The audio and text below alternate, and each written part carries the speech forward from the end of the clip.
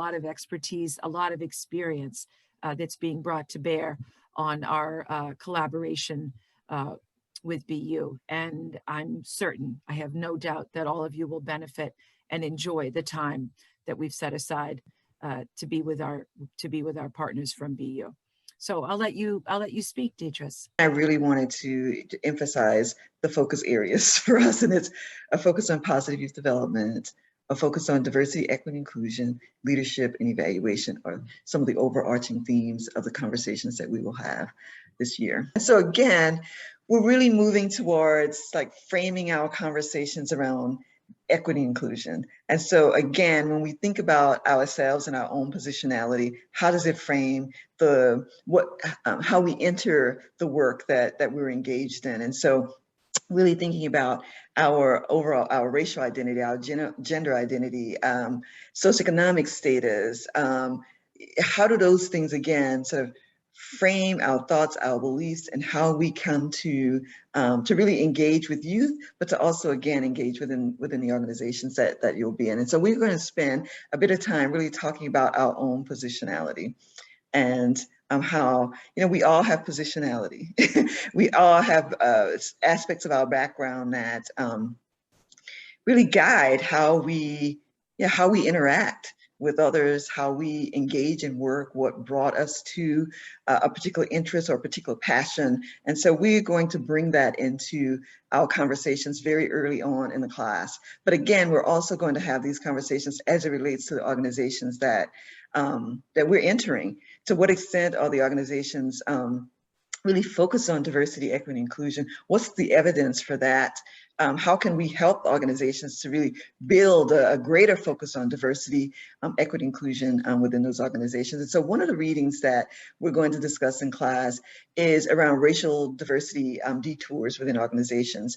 And that often, you know, we work within an organization and it's like, everybody's not ready, or we've got to move slowly. And are we really at a point where we can continue to move slowly? And so there's this quote that I love: equity is neither optional nor negotiable. The time is now. And so how do we, again, sort of emphasize this piece? And so the things that organizations do in their attempts to address equity and inclusion, and sometimes it's, you know, we get caught up in not wanting to move too fast because we don't want to offend anyone, or we have good folks and we don't want them to leave. And so we start to move more slowly. But what does that do, or what does that say about the work and our ability to really advance the work around equity and inclusion? And so you'll read about it. We'll have some discussions around looking at the types of detours that organizations can take that really get us away from being able to address equity and inclusion in a way that will advance an organization. And you'll have opportunity to really assess the organization and to talk about the organizations that you're in, and to, you know, help us to understand sort of where you are and where that organization is. We'll also look at what we call the racial equity cycle within an organization. And some organizations, we define this as the awake, woke, or work stage. And so you'll have, again, an opportunity to really assess your organization. And we'll even talk about our organization and our departments and where we are as well. And so there's some organizations that'll just focus on the numbers, like X% of employees within the organization are from an underrepresented group, underrepresented groups of color or gender, but not really talking about whether or not there are policies or practices that have been put in place to really help to build and enhance the climate within an organization. And then there are those, the sort of final step is we want organizations to be at a place where they are doing the work to not only advance their organization, but to also advance the communities in which they serve. And so they're not just focused on self, but now they're starting to think about, who are we engaged in business with? Who are we partnering with? And are those organizations also doing the work to advance equity and inclusion? Another piece is leadership lessons from communities of color. And so this is a reading where, you know, we're going to look at leadership, well, transformational leadership. And this particular article will look at leadership, again, within communities of color, where it's more about collaborative leadership, and that individuals are really coming together to build and to uplift an organization. And that you will see that there are models of leadership where there's sometimes there's not just one person who's identified as a leader, but these are groups that are focused on the strengths of individuals within an organization. And so you'll see one person taking on leadership in one area, someone else taking on leadership in another area. And the focus is really towards upliftment. Uplifting the individuals within the organization, but uplifting individuals who are also connected to the organization. And so how are we moving towards uplift within the organizations that we are working in? How do we ally with groups that have been marginalized? And this is again where having discussions of our own positionality is important. And so how do we ally with individuals who share a different position within society? How do we ally in such a way that we're not taking on ownership, or we're not taking over, but we are allying in a way that's supportive? And so some of the questions: how do we work as allies to amplify the voice of marginalized youth?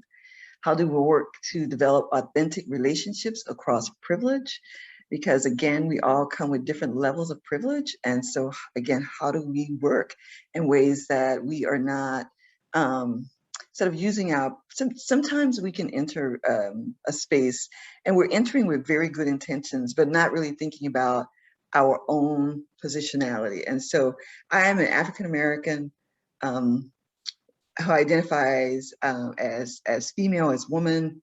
I am middle income to upper middle income. And when I enter a space, I have to recognize those pieces, and that I may be framing my conversation around a very middle income way of thinking, or a very, very middle income experience, when I'm interacting with someone who may not, because of their own marginalization and ways that they've been marginalized within their own communities, have access to the things I'm referring to. And so how do we, again, we all have positionality.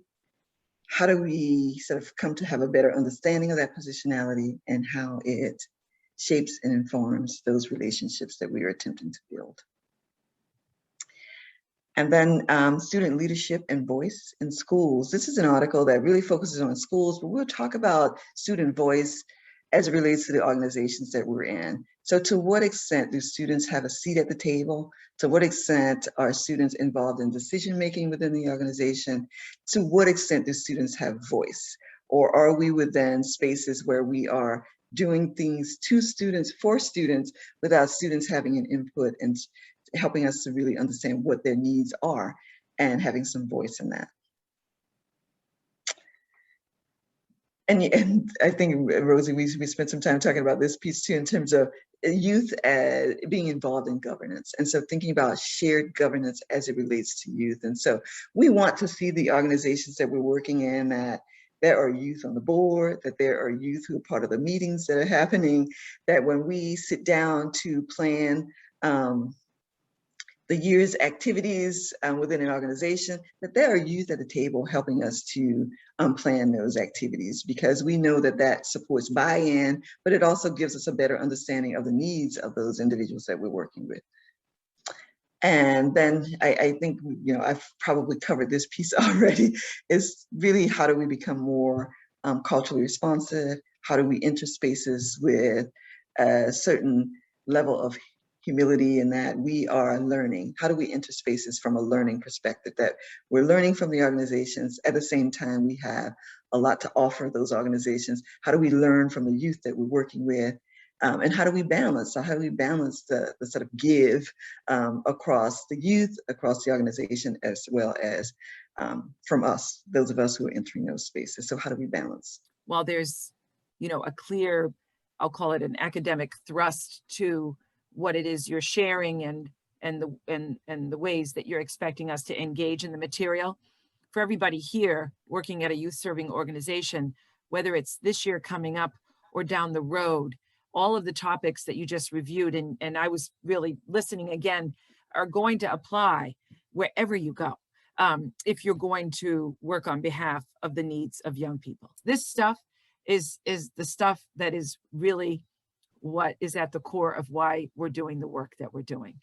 So I'm really appreciative of the thoughtfulness and the level of concern that you bring. We will Yeah, have the opportunity to learn from each other.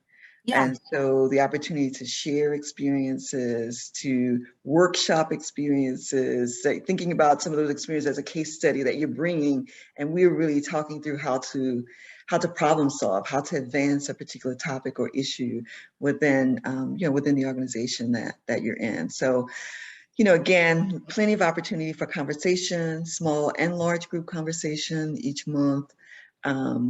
We will, when appropriate, have little cases that you were able to discuss as part of the work, even, bringing your experiences and having, again, that serve as some of the cases that we will discuss, from month to month. But to just know that, the work that you are doing is so important, and, you are working with our future next generation, and whatever it is that we're able to do to provide youth with the opportunities to live their best lives. I think that's what we're aiming for. It's like, how do we work with youth in such a way that they are able to live up to their potential, to live up to, their best lives. And so that's our goal. And at the same time, our goal is also to be here to be of support to you. And so we will also have conversations about your personal and professional development as well.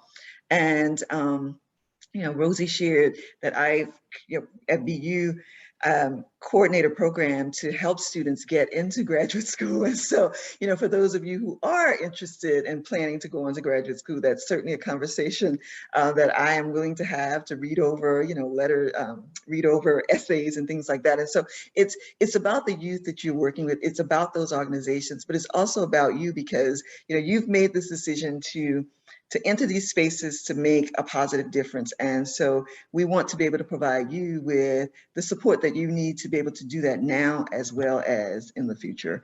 So it's not just about the youth and the organizations, but it's also about you and your own personal and professional growth and development.